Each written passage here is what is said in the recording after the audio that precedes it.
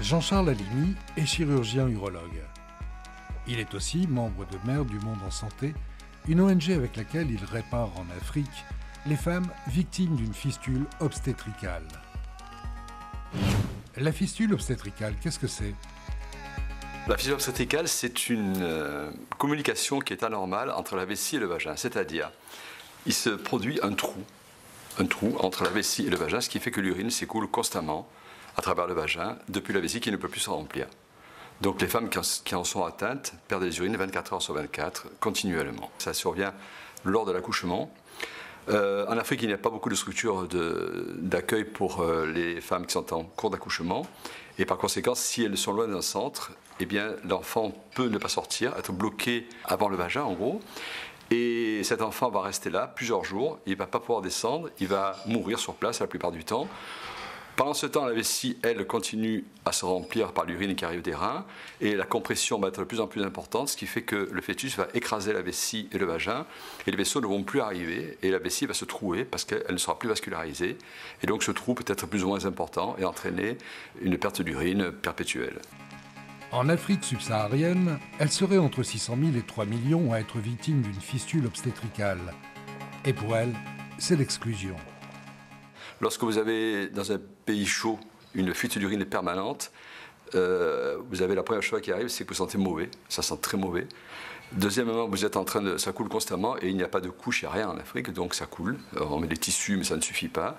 Cette odeur pestilentielle fait que les gens du village, parce que ça se passe dans les milieux agraires essentiellement, dans les petits villages, les femmes sont exclues, elles sont répudiées par leur mari, elles ont ce sentiment de honte, de sentir très mauvais. Et qui plus est, très souvent, on pense que c'est une punition qui est affligée à la patiente et par conséquent, c'est quelque chose qu'elle mériterait éventuellement. À chaque mission, vous n'avez la possibilité de pratiquer que 12 à 15 opérations. Alors, il faut choisir les patientes qui pourront en bénéficier. Le premier choix, c'est d'abord de récupérer les patientes. Parce que lorsque vous habitez dans un petit village, que vous êtes exclu et caché, vous ne venez pas spontanément en consultation pour se faire opérer de la fistule. Ce sont donc des gens sur place qui sont chargés d'aller chercher les patientes et de les faire venir. Et ce n'est pas si facile que ça. Après, nous, on a un rôle de consultation préopératoire, c'est-à-dire qu'on va voir les patientes qui ont été recrutées, qui sont probablement des fistules, et là-dessus, on va certainement en éliminer 50%. Pour arriver au chiffre vraiment de 15 patientes en moyenne pour lesquelles on va pouvoir faire un geste chirurgical important.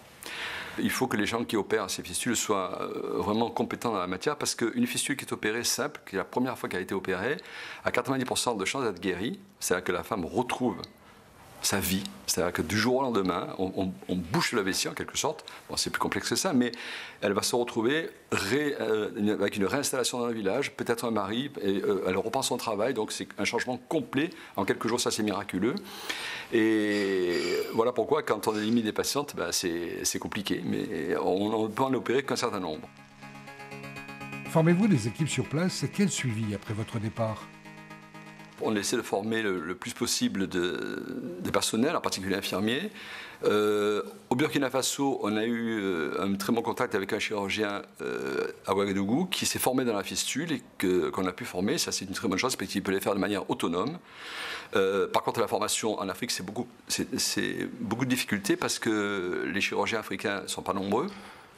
Et ils ont tellement de choses à faire que la fistule qui est tellement complexe et qui demande beaucoup de technicité, c'est pas possible.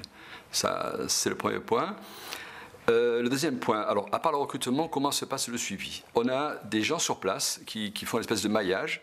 Alors c'est l'instituteur, c'est l'imam ou le curé, enfin peu importe. Ce sont des gens qui ont une certaine culture, qui permettent de suivre les patientes et de nous tenir au courant, de les tenir informés. Et nous, quand on va... Et les patients sont revus. Elles sont revues à 6 mois, à 1 an, à 2 ans, à 4 ans, par des structures locales. Qu'est-ce que vous ressentez sur le terrain? C'est vraiment triste à voir. On les voit, alors ça donne tout de suite envie de faire quelque chose. Puis quand vous les opérez, même si vous avez passé une intervention, on peut passer quand c'est simple, ça va passer 1 heure, 2 heures, mais lorsque c'est compliqué, ça peut passer à 5 heures, 7 heures, donc c'est épuisant. Mais quand vous enlevez la sonde vésicale et que vous voyez la femme qui retrouve des mixtions normales et qui ne fuit plus, il y a un tel bonheur, une telle chez elle, c'est une espèce de miracle en quelque sorte, que nous, ça nous fait tellement de bien aussi. Voilà, la réalité, c'est le bonheur qu'on ressent et que l'on donne.